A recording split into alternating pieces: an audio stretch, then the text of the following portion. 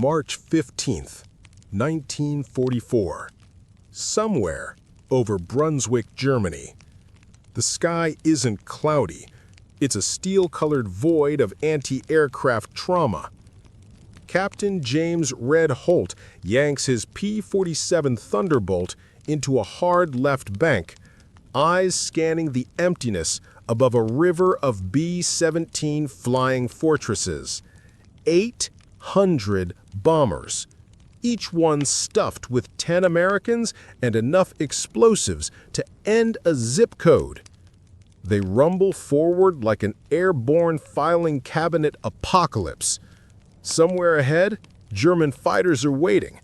Holt doesn't see them. He feels them, in the math, in his spine, in the part of his brain whispering, 10 minutes till we watch someone die. The numbers are hell.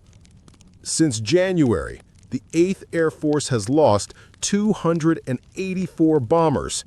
That's 2,240 empty bunks, 2,240 chairs at dinner tables that are never getting filled again.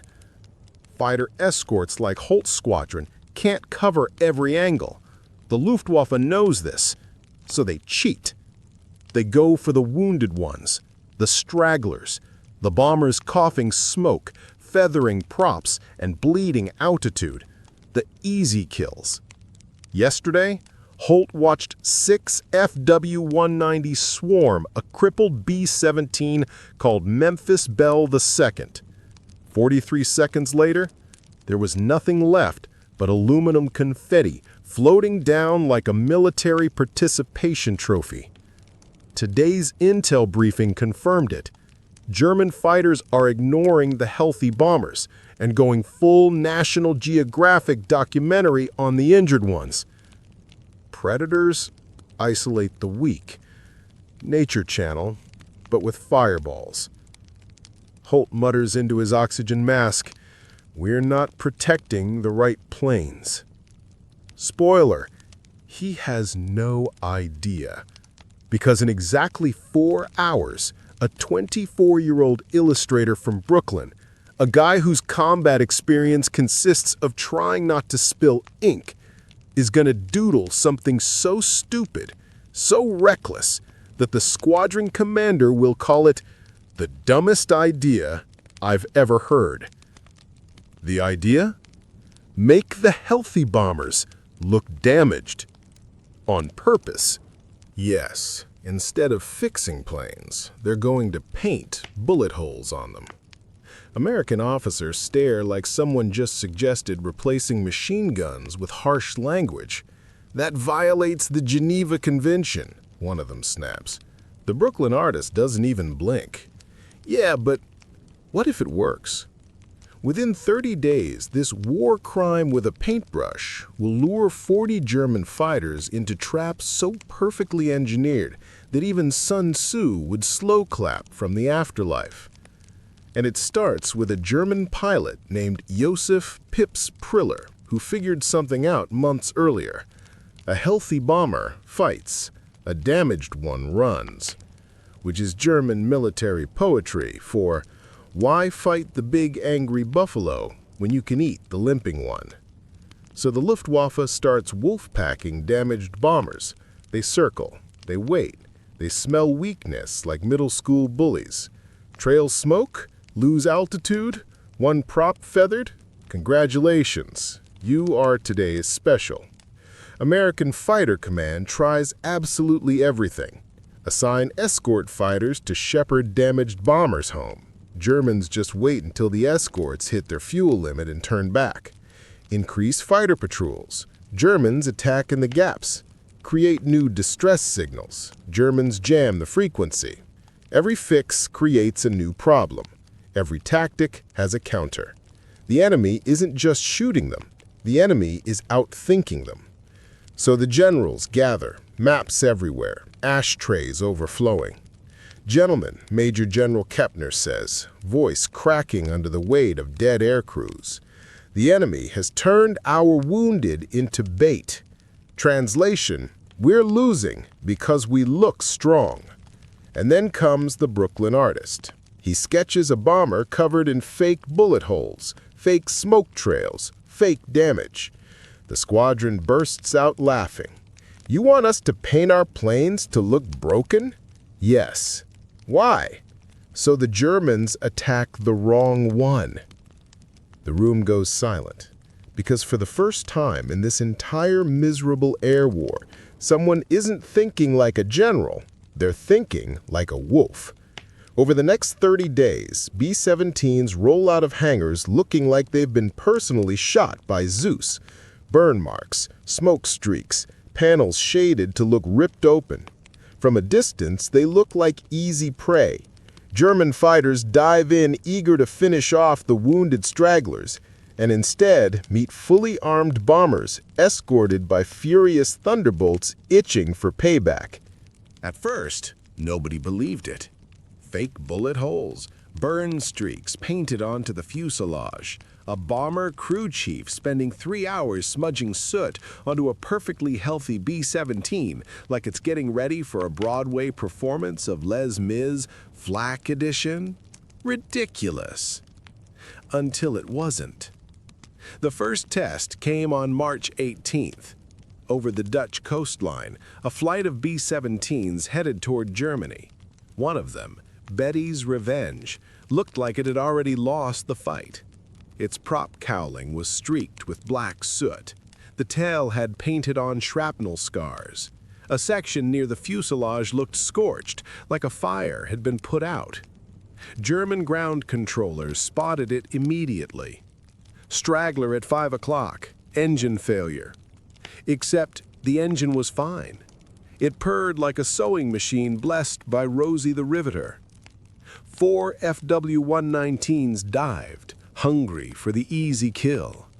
And that's when the fake damaged bomber's disguise snapped off. The bomber tightened formation instead of breaking away. Behind clouds above and to the left, 18 P-47 Thunderbolts rolled in like angry hornets who just found out someone insulted their mom. The German fighter pilots had about 3 seconds to process. Wait, why is the wounded one turning toward us? Too late. Tracer rounds stitched the sky. One German fighter spiraled down, belching smoke. The others scattered like roaches under a kitchen light. Holt's voice crackled over the radio. Art project confirmed kill. Back at base, bomber crews swarmed the plane like kids around a magician. Did the paint actually fool them? How close were they? Can we paint ours to look on fire? Asking for science. The Brooklyn artist, his name was Anthony Martelli, just leaned against a toolbox. Smug. Gentlemen, we weaponized acrylic. Word spread fast. Within days, paint crews were aging pristine planes like antique dealers in a midlife crisis. Soot streaks, faux patches, fake oil leaks down the belly. Martelli started giving lessons. No, no, no. Don't make it look too damaged. It has to say, I am weak. Please bully me. Not, I exploded 5 minutes ago. By the end of the week, even high-ranking officers were requesting custom distress aesthetics, which is a fancy military way of saying, make my airplane look like it got its ass kicked. And then came the day everything went nuclear. March 25th. The setup? Chef's kiss perfection. 6 B-17s flew ahead, all wearing Martelli's fake homeless bomber makeup. Scuffed paint, fake missing rivets. One even had a hand-painted oil streak dripping down the side so realistic that a mechanic tried to clean it off with a rag. Behind them, hidden by altitude and cloud, 48 P-47s waited. German radar spotted the cripples first. Zerstören die beschädigten Bomber. Destroy the damaged bombers.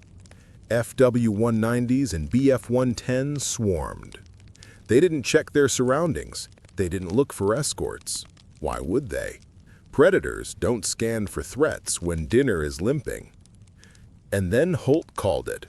Blue Squadron, drop the hammer. 48 Thunderbolts broke through the cloud deck like a meteor shower of American vengeance. The German formation didn't stand a chance. FW-191, engine shredding, trailing smoke. FW-192, wing snaps, spirals down. 109 number 3 tries to climb, gets shredded by crossfire. 109 number 4, pilot ejects and regrets every life decision leading to this moment. It was a slaughter. Bomber crews inside the formation watched in disbelief. One gunner wrote in his diary, "The ambush worked. We weren't the hunted today." Another crewman later joked, "We used paint to commit tactical homicide." Even General Kepner, who originally hated the idea, walked up to Martelli and shook his hand. "Son, your art killed Germans." Martelli replied, "Then I'm putting that on my resume." The tactic spread beyond the squadron. Other groups saw the kill ratios climb and started requesting damage deception skins. Yes, like a video game skin in 1944, painted by hand. Crews competed to create the most believable damage. "Bro, that fake oil leak looks too healthy." No, add a little fire residue on the wing. Needs more existential crisis. Pilots who had mocked the idea now begged for the Martelli special. By April, German pilots were terrified of damaged bombers. They stopped attacking anything that looked hurt. They literally avoided the wounded ones. Martelli broke the Luftwaffe's targeting logic with brushstrokes. It reached the point where bomber crews started using the tactic whenever morale dropped. "Don't worry, boys, Martelli painted us ugly. We're invincible." Was it legal? Absolutely not. The Geneva Convention said, "Do not use deception markings on military aircraft." America said, "We read the rules, but we chose violence." The records now show 40 German fighters lured into ambush, 180 bomber crewmen saved. And yes, the tactic remained classified for 47 damned years. Because the U.S. Air Force did not want to explain, "We beat the Luftwaffe" with theater makeup. Years later, someone asked Martelli if he realized he invented a psychological warfare tactic. He shrugged, "I just wanted more guys to go home." That's the part the textbooks skip. Beneath the sarcasm, the paint, the insane tactical cosplay, it wasn't about tricking Germans. It was about saving friends. Imagine being a German intelligence officer in 1943, coffee in hand, war maps everywhere, only to discover that the Royal Air Force isn't decorating their bombers with sharks, skulls, or angry pinup girls. No. They're painting garden gnomes, bright red hats, cheerful smiles, one of them literally mooning the camera. Welcome to the most unserious moment in the deadliest war in history. And the best part? It worked. The Luftwaffe, the same military that engineered the V-2 rocket, lost their minds trying to decode what they called the gnome pattern. Pilots hesitated before attacking. Intelligence officers wrote reports about gnomes with fishing rods. And one ace said encountering a gnome-painted bomber felt like being mocked by a laughing ghost. Not exactly the psychological dominance Hitler was going for.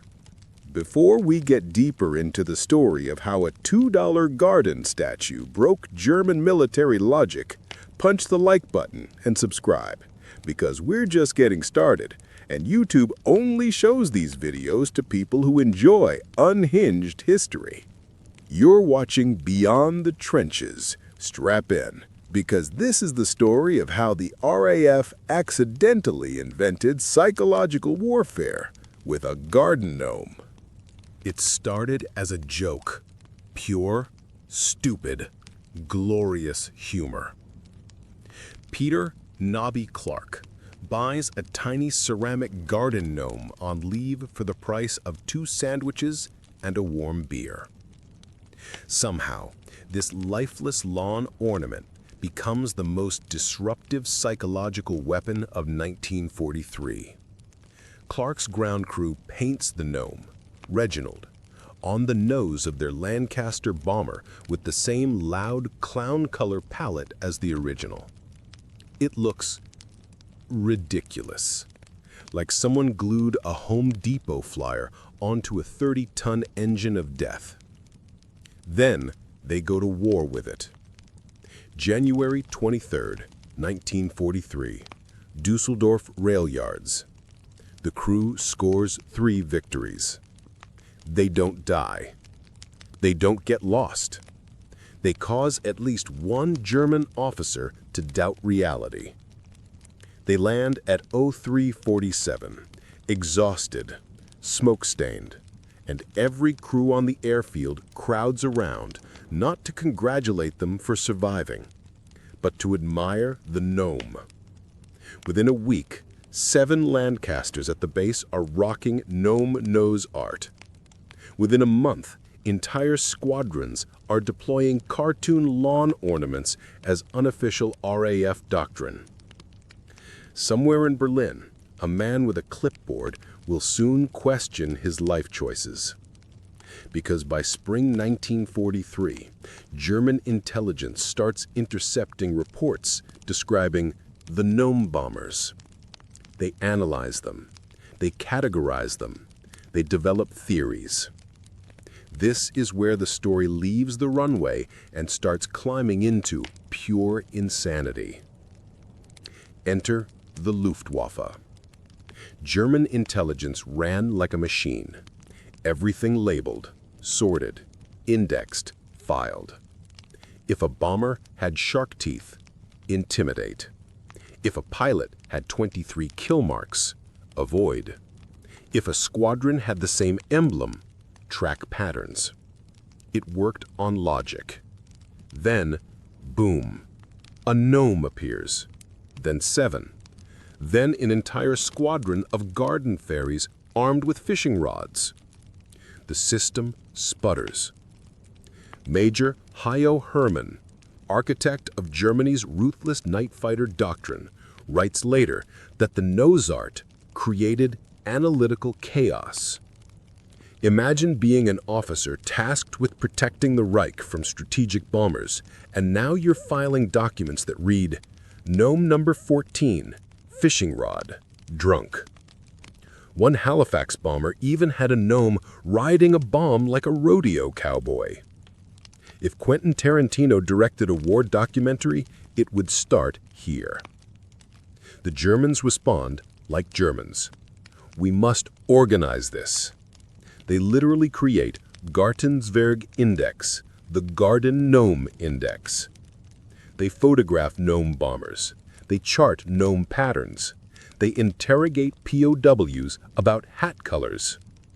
Flight Lieutenant Robert Palmer, shot down over Hamburg, is grilled for 45 minutes about why his gnome wears a blue hat instead of red. His explanation? Nigel preferred blue. The Germans write this down like it's code. Translated, stamped, archived. A war is happening, and someone in Berlin is typing. Subject's gnome indicates preference for blue. Investigate. The accidental mind warfare. By summer 1943, the RAF finally realizes what's happening. The Germans aren't laughing, they're panicking. Wing Commander Guy Gibson, yes, the Dam Busters guy, starts encouraging gnome art. Jerry seems unsettled by our garden friends. British translation, if this annoys the Nazis, do more of it. This wasn't strategy. No committee approved it. No briefing, no psychological warfare manual. It just happened. Ordinary men, flying nightly into hell, found one stupid thing that made the world feel a little less dark. And that tiny rebellion broke a machine built on hierarchy, order, and fear.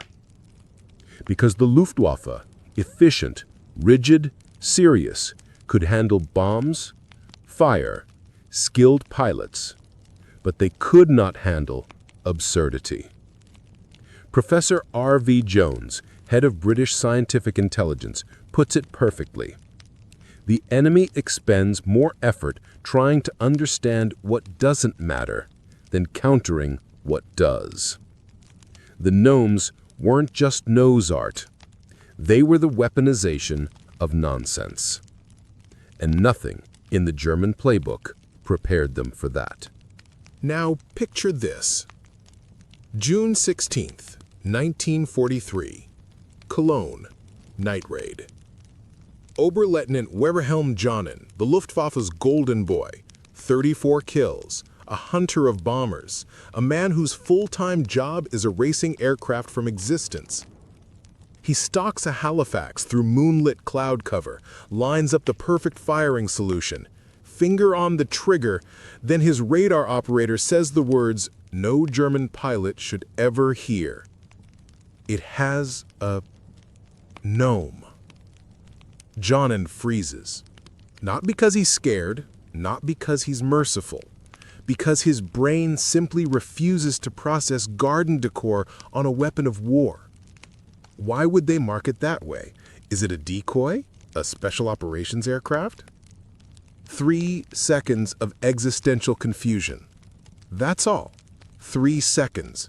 Just long enough for the Halifax tail gunner to spot him and spray the night sky with .303 rounds. Jonen peels off, swears, flies home, and quietly pretends this never happened in his combat report. But years later, he writes about it in his memoir, because the gnome got inside his head. Not fear, not intimidation, cognitive friction. War isn't clean. It's chaos, smoke, sweat, and decisions that happen faster than thought. If you hesitate for even one heartbeat, you die. And suddenly, every German pilot has to deal with a new threat type: the tactical garden gnome. By August 1943, the RAF has evolved the joke into an art movement. Sergeant Ronald Lance, unofficial Leonardo da Gnomechi, starts painting entire gnome narratives on bomber noses. Gnomes fishing in bomb craters. Gnomes gardening in the ruins of the Ruhr. One gnome straight up mooning the Third Reich. Each masterpiece takes about 4 hours using loud clown-colored enamels that clash violently with RAF camouflage. Squadrons develop their own gnome doctrines. Squadron, gnome tradition. 103, red hats only, no exceptions, discipline. 76, all gnomes must carry fishing rods, because why not? 460, Australian, gnomes with boomerangs. The chaos intensifies.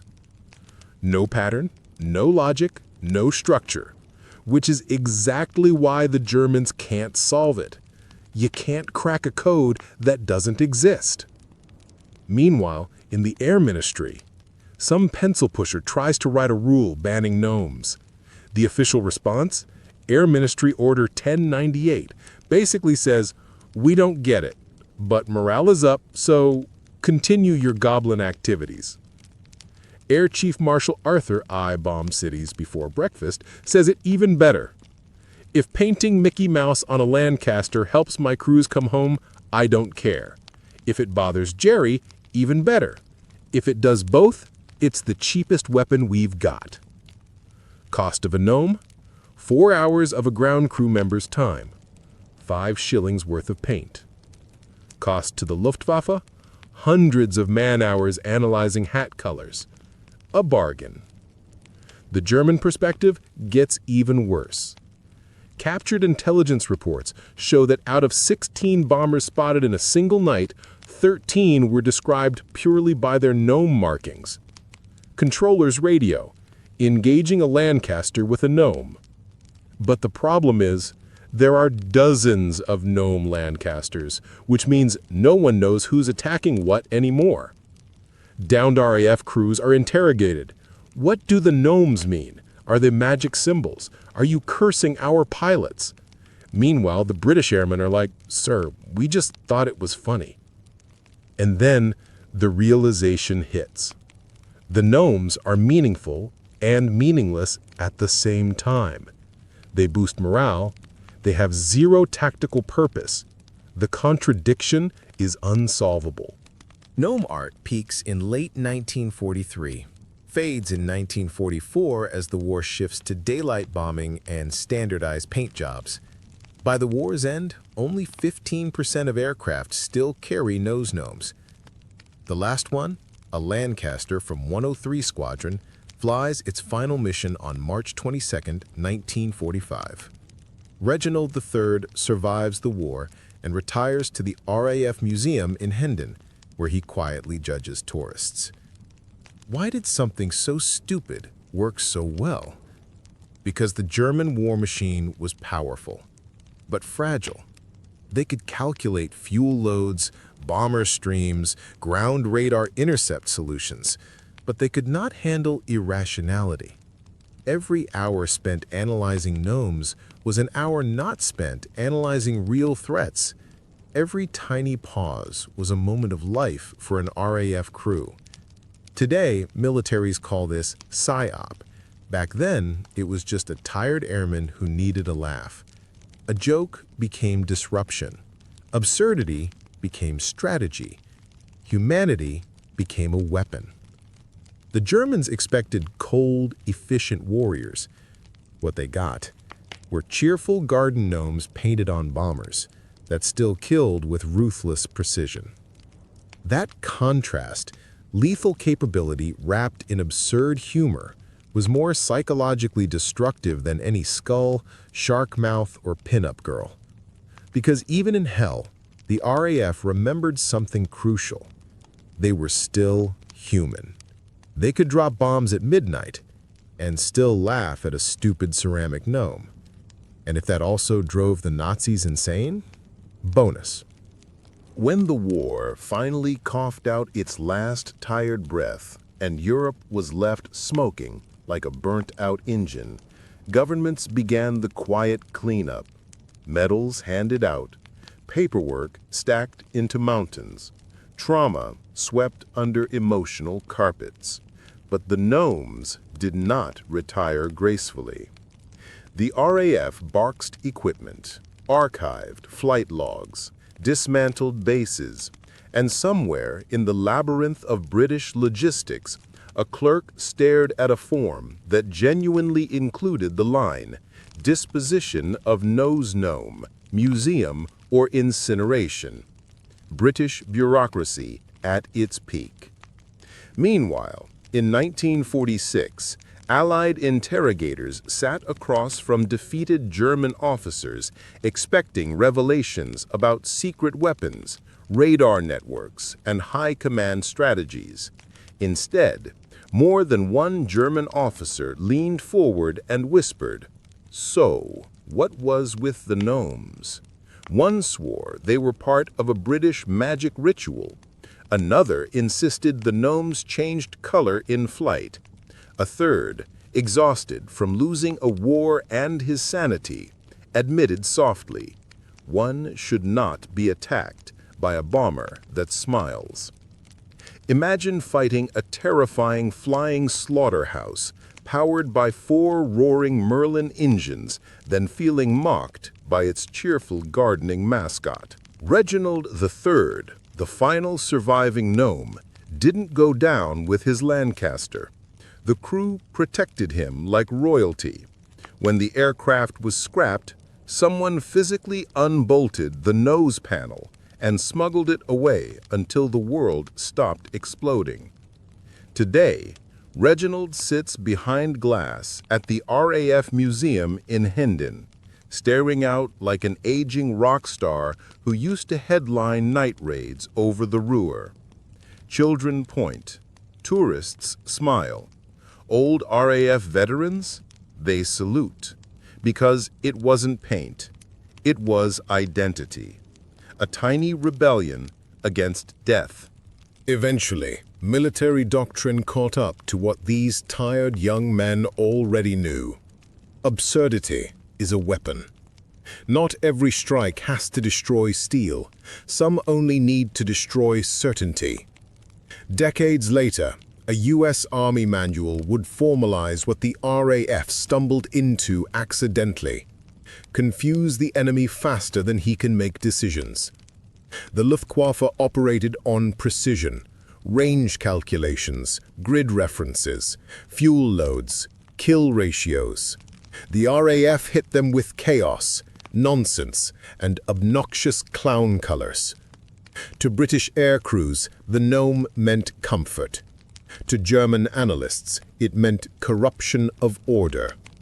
Even modern psychologists study it as cognitive destabilization under absurd stimuli.